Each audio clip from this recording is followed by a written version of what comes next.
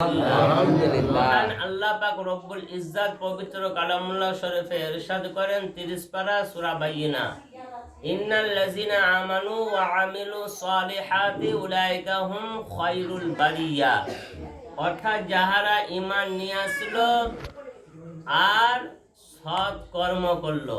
ইন্নাল্লাযিনা আমানু ওয়া আমিলুস সালিহাতি, যাহার নিশ্চয় যাহারা ঈমান নিয়ে আসলো আর সৎ কর্ম করলো, তো উলাইকা হুম খায়রুল বারিয়া, তো ওই সমস্ত ব্যক্তিরা আল্লাহ সমস্ত সৃষ্টি থেকে শ্রেষ্ঠ, সমস্ত সৃষ্টি থেকে হচ্ছে ভালো। যারা ঈমান নিয়ে আসার পরে পরে সৎ কর্ম করবে, ভালো কাজ করবে, তারাই হচ্ছে সমস্ত মাখলুকাতের থেকে হচ্ছে কি ভালো। এই আয়াত অনুযায়ী বোঝা যাচ্ছে যে ঈমান নিয়ে আসার পরে আমাদেরকে নেক আমল করতে হবে, ভালো কর্ম করতে হবে, অসৎ কাজ করা হবে না। আর সব সময় ভালো কাজ যদি করা হয়, মহান আল্লাহ পাক রব্বুল ইজ্জাত আমাদেরকে তার পরিণাম রেখে দিয়েছেন, তার বিনিময় রেখে দিয়েছেন। আর সে বিনিময় কি পাওয়া যাবে? মহান আল্লাহ পাক রব্বুল ইজ্জাত আমাদের জন্য জান্নাত রেখে দিয়েছেন। আর যে জান্নাত, মাশাআল্লাহ, ওই জান্নাতের হাউজে কাউসার, ওই জান্নাতের শারাবান তুহরা, হাদিসে রয়েছে এই শারাবান তুহরা এক বিন্দু আল্লাহর কোন বান্দা এই পৃথিবীর বুকে যদি পান করে, তো কিয়ামতের সকাল অবধি সেই বান্দাকে পিপাসা লাগবে না। সে পানির কত মর্যাদা, সে পানির কত দাম, এক বিন্দু মাত্র, এক ফোঁটা। শারাবান তুহরার কেমন দাম! আমরা হয়তো আল্লাহ পাক রব্বুল ইজ্জাত আমাদেরকে সৃষ্টির সেরা তৈরি করেছেন, কিন্তু আমরা সৃষ্টির সেরা রূপে কিন্তু আমরা সেরকম কর্ম করছি না। আমাদের পরবর্তীতে পরিণাম খুব খারাপ হবে, হাসরে পরিণাম খুব খারাপ হবে। আল্লাহ পাক রব্বুল ইজ্জাত না করেন যাতে আমাদের, মহান আল্লাহ পাক রব্বুল ইজ্জাত যাতে আমাদেরকে তৌফিক দান করেন, যাতে আমরা সব সময়, সব সময়তে, সর্বক্ষণে আমরা ভালো কাজ করতে পারি আর ভালো কথা বলতে পারি, মানুষের সঙ্গে সৎ আচার, সৎ আচরণ, সৎ ব্যবহার যাতে আমরা করতে পারি। হিংসা, মারামারি কভু নাহি যাতে আমরা করতে পারি, কারণ হিংসা হচ্ছে সব থেকে নিকৃষ্ট জিনিস। সব থেকে নিকৃষ্ট জিনিস হচ্ছে হিংসা। আমি আপনার হিংসা করি, আপনার ভালো হবে, আমার খারাপও হবে।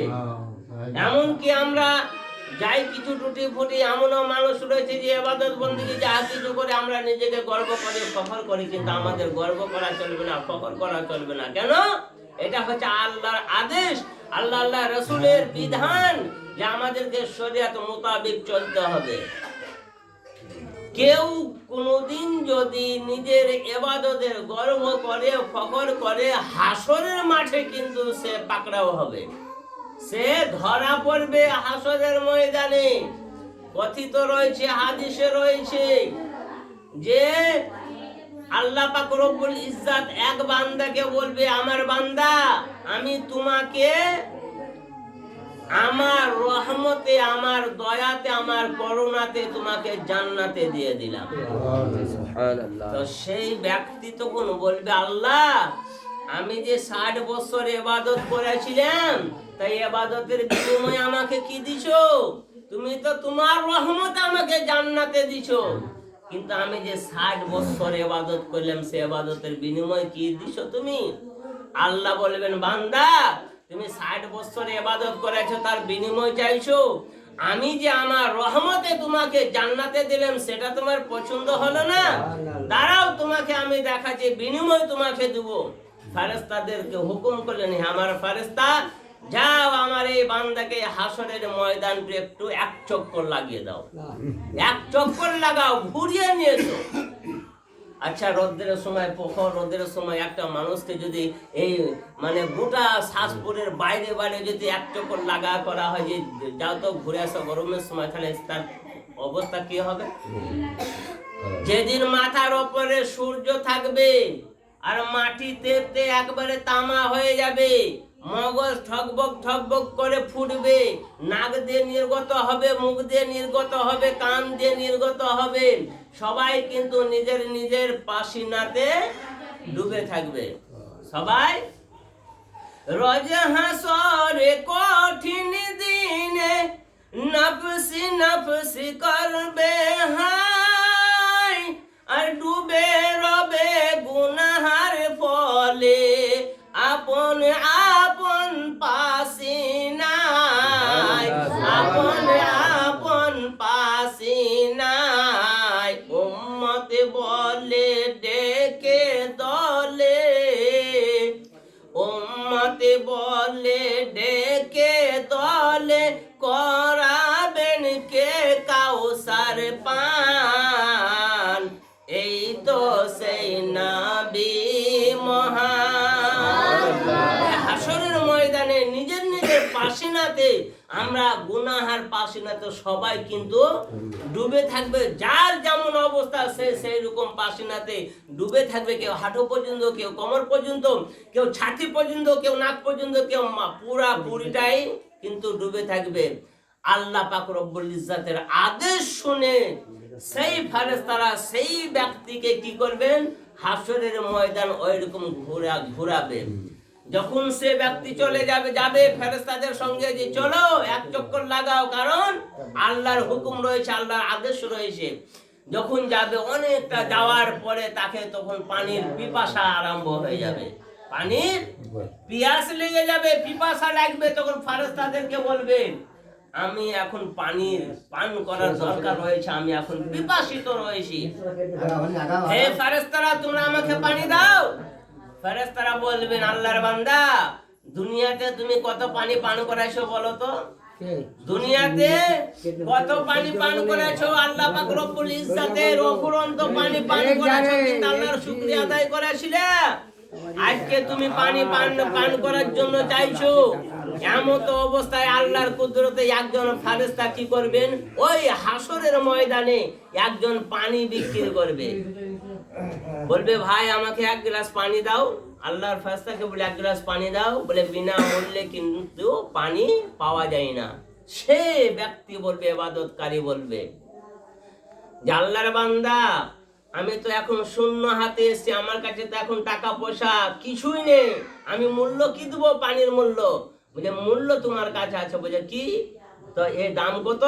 বলে 60 বছরকার ইবাদত যদি থাকে তাহলে এক গিলাস পানি তুমি পাবা। তো এই ব্যক্তি 60 বছর ইবাদত করেছিল, তাহলে এক গ্লাস পানি পান করার জন্য 60 বছরকার ইবাদত ফেরেশতাকে দিয়ে দিলেন। দিয়ে দেওয়ার পরে পানি পান করলেন, পানি পান করার পরে তাও পিপাসা নিবারণ হলো না, পিপাসার জ্বালা মিটল না। কারণ এই দুনিয়াতে কত পানি পান করেছে, হাসরের ময়দানে মাথার ওপরে সূর্য আর রোদের তাপে টকবক টকবক করে মগজ গলছে ফুটছে, আর ওই পানির পিপাসা এক গ্লাস পানি থেকে তার হয়? কখনো হবে না। বলছে আর এক গ্লাস পানি আমাকে দাও। বলছে আবার 60 বছরকার ইবাদত দাও, তাহলে আবার আর এক গ্লাস তুমি পানি পান করবে। বলে আমার কাছে তার ইবাদত কিছুই না, আমার কাছে মাত্র 60 বছরকার ইবাদত ছিল, আমি কিন্তু 60 বছরকার ইবাদত দিয়ে দিলাম, আবার কোথায় পাবো? বলে যাও তাহলে আর পানি পাবে না। হতাশ হয়ে যখন সেই ফেরেশতা মণ্ডলীরা ওই ব্যক্তিকে নিয়ে আসবে, তো এই ব্যক্তি হতাশ হয়ে তাদের সঙ্গে আসবে, আর আসার পরে আল্লাহ পাক রব্বুল ইজ্জতের সম্মুখীন হবে, দণ্ডায়মান হবে, দাঁড়াবে যখন, তখন আল্লাহ পাক রব্বুল ইজ্জত আদেশ করবেন যাও আমার এই বান্দাকে জাহান্নামে নিয়ে যাও। সেই ব্যক্তি তখন বলবে যে আল্লাহ তুমি তো কিছুক্ষণ পূর্বে আমাকে তুমি তোমার রহমতে জান্নাতে দিয়েছিলে, এখন তুমি আবার আমাকে হুকুম করছো জাহান্নামে দেওয়ার জন্য। আল্লাহ পাক রব্বুল ইজ্জত বলবেন বান্দারে আমি তো সর্বপ্রথম তোমাকে আমি আমার করুণাতে আমার দয়াতে তোমাকে জান্নাতে দিয়েছিলাম, তুমি নিজের 60 বছরকার ইবাদতের গর্ব করলে, ফখর করলে, কোথায় তোমার 60 বছরকার ইবাদত? বলে আল্লাহ আমি বিক্রি করে দিয়েছি এক গ্লাস পানি পান করার জন্য। মহান আল্লাহ পাক রব্বুল ইজ্জত বললেন বান্দা দুনিয়াতে কত আমার নিয়ামত পানি পান করেছিল বলো তো, আর আজকে হাসরের মাঠে তুমি 60 বছরকার ইবাদত এক গ্লাস পানির বিনিময়ে তুমি বিক্রি করে দিলে, আর এক গ্লাস পানি পান করলে, তাহলে এখন তো তুমি শূন্য, এখন তো তোমার নেকি বলতে কিছুই নাই। অতএব তোমার এখন পরিণাম কি হবে? তোমার জাহান্নাম পরিণাম হবে, তার ফল কিছু হবে না। তখন সে বান্দা কাকতি মেহনত করবে। আল্লাহ পাক রব্বুল ইজ্জাত হচ্ছেন কি? দয়াশীল। ওয়া হুয়াল গফুরুর রহিম। আল্লাহ পাক রব্বুল ইজ্জাত অফুরন্ত মেহেরবান, একেবারে গুনাহকে মাফ করে দেবেন। আল্লাহ পাক রব্বুল ইজ্জাত বলবেন, বান্দা আমি হচ্ছে আল্লাহ, আমার নাম হচ্ছে রহমান, আমার নাম হচ্ছে রহিম, আমার নাম হচ্ছে গফফার। তুমি 60 বছরকার ইবাদতের ফকর করছিলে, যাও তুমি, তোমাকে আমি যে আমার রহমতে যে তোমাকে জান্নাতে দিয়েছিলাম, তুমি জান্নাতেই চলে যাও। তাহলে বুঝা গেল দোস্ত, হাসরের ময়দানে আমাদের এমন পরিণাম খারাপ হবে, ওর জন্য আমাদেরকে এই দুনিয়াতে গর্ব করা উচিত নয়, ফখর করা উচিত নয়, অহংকার করা উচিত নয়। আমার কোনো দিক থেকে আমার অহংকার করা উচিত নয়। কারণ হচ্ছে এটাই, অহংকার হচ্ছে পতনের মূল। আমি যদি আপনাকে দেখে আমি অহংকার করি, তাহলে কিন্তু আমার পতন একদিন কিন্তু ঘটবেই, এটা বাস্তব। ওর জন্য আমাদের এই দুনিয়াতে যেমন আমরা অভ্যাস করব, সেরকম আমরা হাসরের ময়দানে কিন্তু আমাদের পরিণাম পাবো, অর্থাৎ আমাদের ফল আমরা কিয়ামতের দিনে পাবো। আল্লাহ পাক রব্বুল ইজ্জাত আরো কত ক্ষমাশীল, আর কত দয়া। এই দুনিয়ার বুকে আমরা নিজের সন্তানের উপরে কতখানি দয়া করি। সব থেকে মা কিন্তু নিজের সন্তানের উপরে বেশি দয়া করে, করে না? করে না? সব থেকে বেশি মাতে দয়া করে, তারপর বাপে দয়া করে, আর তার মধ্যে হাসরের মাঠে দয়া কে বেশি করবেন? মহান আল্লাহ। একজন ব্যক্তির নেকিকে এবং বদিকে ওজন করা হবে। যখন ওজন হলো, তার নেকি কম হয়ে গেল আর গুনাহ বেশি হয়ে গেল, আল্লাহ আদেশ করবে, যাও আমার এই বান্দাকে জাহান্নামে দিয়ে দাও। ও তখন আল্লাহ পাক রব্বুল ইজ্জাত যেমনই আদেশ করবেন ফেরেশতাকে, ফেরেশতারা সাথে করে নিয়ে যাবে, তো সেই ব্যক্তি এত স্পিরিটে যাবে, জাহান্নামের দিকে যাবে, অগ্রসর হবে, জাহান্নামের দিকে ছুটে যাবে, নিয়ে জাহান্নামের দরজাতে দাঁড়িয়ে যাবে। আর একজন ব্যক্তির নেকি এবং বদিকে ওজন করা হবে, আর ওজন করার পরে আল্লাহ পাক রব্বুল ইজ্জাতের আদেশে ওই ব্যক্তির নেকি কম, গুনাহ বেশি, ওরও হুকুম হবে যে যাও একে জাহান্নামে দিয়ে দাও। সে তখন কি করবে? ধীরে ধীরে আস্তে আস্তে ও কিন্তু জাহান্নামের দিকে আগাবে, আর পেছন দিকে চেয়ে দেখবে, মহান আল্লাহ পাক রব্বুল ইজ্জাতের দিকে চেয়ে দেখবে, আবার আস্তে আস্তে হাঁটবে। এরকম ভাবে আস্তে আস্তে যাবে আর পেছন দিকে দেখবে, আগে হাঁটবে আস্তে আস্তে আর পেছন দিকে চেয়ে দেখবে। এমত অবস্থায় জাহান্নামের দরজাতে পৌঁছাবে। আল্লাহ পাক রব্বুল ইজ্জাত কত দয়াশীল, ক্ষমাশীল, কত করুণাময় মহান আল্লাহ। ফেরেশতাদেরকে বলবেন, যাও আমার ওই বান্দা দুজনকে জাহান্নামের গেট থেকে নিয়ে এসো। দুজনকে আনা হবে। আল্লাহ পাক রব্বুল ইজ্জাতের দরবারে যখন উপস্থিত হলো, তা আল্লাহ পাক রব্বুল ইজ্জাত যে ওই ব্যক্তি ওই যে স্পিরিটে ছুটে চলে যাচ্ছিল, সেই বান্দাকে বলবে, আমার বান্দা রে, তোমাকে যেমনই আদেশ হলো, তোমার প্রতি যেমন আমার হুকুম হলো, তুমি স্পিরিটে অর্থাৎ ছুটে ছুটে তুমি জাহান্নামের দিকে যাচ্ছিলা কেন? মহান আল্লাহ পাক রব্বুল ইজ্জাতকে বলবেন, ইয়া রাব্বুল আলামিন, মাওলা গো, দুনিয়াতে গিয়ে আমি কত তোমার নাফরমানি করেছি, শত শত লাখো করোড় তোমার নাফরমানি করেছি, বলেই তো আজ আমার হুকুম হচ্ছে, আমার প্রতি আদেশ হলো যে আমাকে জাহান্নামে যেতে হবে। আল্লাহ, এই যে তোমার আদেশ এখনই হলো যে একে জাহান্নামে দিয়ে দাও, এই আদেশটা তোমার পালন করার জন্য আমি ছুটে চলে যাচ্ছিলাম জাহান্নামের দিকে, যে একটা হুকুম তো আল্লাহ পাক রব্বুল ইজ্জাতের মানবো বলে আমি জাহান্নামের দিকে যাচ্ছিলাম। আর একজন ব্যক্তি যে ওই যে আস্তে আস্তে আস্তে আস্তে হেঁটে যাচ্ছিল, ওই ব্যক্তিকে বলবে, বান্দা রে, তোমার প্রতি যখন আদেশ হলো, হুকুম হলো যে জাহান্নামে দেয়া হবে তোমাকে, তা তুমি আস্তে আস্তে যাচ্ছিলে আর পেছন দিকে চেয়ে কেন দেখছিলে? তা সেই বান্দা বলবেন, আল্লাহ, তোমার যে হুকুম হয়েছে, আদেশ হয়েছে, বারহাক সত্য আমার প্রতি যে আমি জাহান্নামে, কারণ আমি তোমার শত লাখো আমি করোড় নাফরমানি করেছি, নেকি আমি করিনি, তাই তোমার আদেশ অনুযায়ী আমার সঠিক হয়েছে, বিচার সঠিক হয়েছে যে আমি জাহান্নামী, তবু আল্লাহ পবিত্র কালামুল্লাহ শরীফে এরশাদ হয়েছে, তুমি বলেছো কালামুল্লাহ শরীফে, লা তাকনাতু মির রাহমাতিল্লাহ, যে আল্লাহ পাক রব্বুল ইজ্জাতের রহমত থেকে তোমরা নৈরাশ হয় না। আল্লাহ, আমি তোমার দিকে বারবার চেয়ে দেখছিলাম, যদি তোমার একবার দয়া আমার প্রতি হয়ে যায়, যদি একবার রহম আমার প্রতি হয়ে যায়, এর জন্য আমি একটু একটু আগে যাচ্ছিলাম, পুনরায় পেছন দিকে চেয়ে দেখছিলাম, যদি তোমার দয়া আমার প্রতি হয়ে যায়। আর কোরআনেও তো বলেছে যে আল্লাহর ওপরে ভরসা রাখো, আল্লাহর প্রতি বিশ্বাস রাখো, যে মহান আল্লাহ পাক রব্বুল ইজ্জত হচ্ছেন করুণাময়। এই উদ্দেশ্যে, এই আশা নিয়ে আল্লাহ আমি তোমার দিকে চেয়ে দেখছিলাম, পেছন দিকে তাকিয়ে দেখছিলাম, যদি তোমার রহম ও করম আমার প্রতি হয়ে যায়, তাহলে আমি জাহান্নাম থেকে আমি জান্নাতে যেতে পাবো। এই দুইজন বান্দার আল্লাহ পাক রব্বুল ইজ্জতের এত পছন্দ হলো যে তার রহমতের যশ উঠলো। আর পছন্দ হওয়ার পরে ফেরেশতাদের প্রতি হুকুম হলো, হে আমার ফেরেশতারা, যাও, আমার এই বান্দা দুইজনকে আমি ক্ষমা করে দিলাম, এদেরকে আর জাহান্নামে যেতে হবে না, জান্নাতে দিয়ে দাও। দুইজন ব্যক্তিকে জান্নাতে দিয়ে দিল।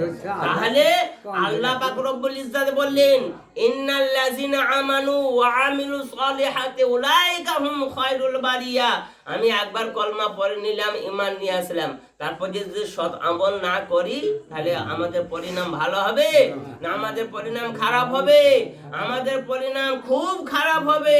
কারণ ঈমান আনার পরে পরে আমাদেরকে সৎ কর্ম করতে বলেছে। সৎ কর্ম, মানুষের সঙ্গে আচরণ, ব্যবহার, সমস্ত কিছু এই দুনিয়া থেকে আমাদেরকে সকলকে যেতে হবে। দুনিয়াতে কেউ চিরদিন থাকতে আসেনি, এসছে। আমি যদি আপনাদের সহিত যদি আমি খারাপ আচরণ করি, খারাপ ব্যবহার করি, আমি মরার পরে আপনারা আমার দুর্নাম করবেন না সুনাম করবেন? দুর্নাম করবেন, এটা বাস্তব। আর আমি যদি আপনাদের প্রতি কি করি, খুব ভালো ব্যবহার করি, তাহলে আমি যখন এই দুনিয়া ছেড়ে চলে যাব, তাহলে আপনারা কিন্তু আমার নাম করবেন। হাদিসে কথিত রয়েছে, এক জানাজা আসলো, জানাজা পড়ার রাসূলুল্লাহ সাল্লাল্লাহু তাআলা আলাইহি সাল্লাম, জানাজা পড়ার পরে কিছু মানুষ বলতে লাগলো যে এই মানুষটা দুনিয়া থেকে চলে গেল, আমরা খুব ব্যথিত, আমাদেরকে খুব দুঃখ লাগছে, কারণ এত মানুষটা সৎ ছিল, এত আচরণ ভালো ছিল, আমাদের সঙ্গে এত ব্যবহার ভালো করেছিলেন যে আমরা মুগ্ধ হয়ে গিয়েছিলাম, কিন্তু এই মানুষটা চলে গেল, আমাদেরকে খুব দুঃখ লাগছে। আল্লাহ রাসূল সাল্লাল্লাহু তাআলা আলাইহি সাল্লাম কি বললেন? ওয়াজাবাত ওয়াজাবাত ওয়াজাবাত। পরিপ্রেক্ষিতে আর একটা জানাজা আসলো, জানাজা আসার পর জানাজা হলো, জানাজা হওয়ার পরে কিছু মানুষ বলতে লাগলো যে এই মানুষটা দুনিয়া ছেড়ে চলে গেল, খুব ভালো হলো, এর হাত থেকে আমরা বেঁচে গেলাম। কারণ ওই মানুষটার আচরণ খুব খারাপ ছিল, খারাপ ব্যবহার করেছিল মানুষের সঙ্গে। এর জন্য কেউ যদি খারাপ ব্যবহার করে, সে যদি নিজের দেমাকে চলে, নিজের দেমাক দেখে, আমরা এটাই বলি যে এই ব্যক্তি যদি মরে তো আমরা ভালো হব, ভালো থাকবো। এই ব্যক্তি যদি মরে, তাড়াতাড়ি যদি মরে, তাহলে এর অত্যাচার থেকে, আর জুলুম থেকে আমরা বেঁচে থাকবো। তা আল্লাহ রাসূল সাল্লাল্লাহু আলাইহি সাল্লাম ওই সব ব্যক্তিদের কথা শুনেও বললেন কি, ওয়াজাবাত ওয়াজাবাত ওয়াজাবাত। সিদ্দিক আকবর রাদিয়াল্লাহু তাআলা আনহু বললেন, ইয়া রাসূলুল্লাহ, ইয়া হাবিবাল্লাহ, ফিদাকা আবি উম্মি। প্রথম জানাজাতে যারা প্রশংসা করলো, তাদের জন্য সেই কথা শুনে আপনি তার জন্য বললেন যে ওয়াজাবাত ওয়াজাবাত। আর দ্বিতীয় জানাজাতে যারা তার দুর্নাম করলো, যে এই মানুষটি মারা গেল, ভালো হলো, তা আপনিও বললেন কি, ওয়াজাবাত ওয়াজাবাত ওয়াজাবাত। ইয়া রাসূলুল্লাহ, কারণটা কি? আল্লাহর নবী বললেন, আমার সাহাবাগণ শোনো, যে প্রথম ব্যক্তিগণ বলেছিলেন, কি বলেছিলেন, যে এই মানুষটা চলে গেল, আমাদেরকে এত আমাদের সহিত ব্যবহার ভালো করেছিল, আচরণ ভালো করেছিল, এই চলে গেল, দুঃখ পেলাম।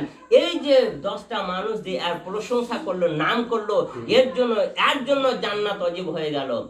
আর এই যে 10টা মানুষ আর বিপরীত বলছিল, অর্থাৎ দুঃখ পেয়েছিল, তা আমি এর জন্য বললাম যে এর জন্য জাহান্নাম ওয়াজিব হয়ে গেল।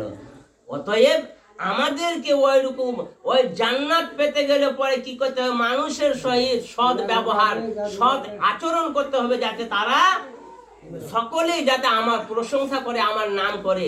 আর যদি আমি মানুষের সঙ্গে সদ্ব্যবহার করব, তাহলে দুটো রাস্তা আছে, একটা হচ্ছে জান্নাত আর একটা হচ্ছে জাহান্নাম।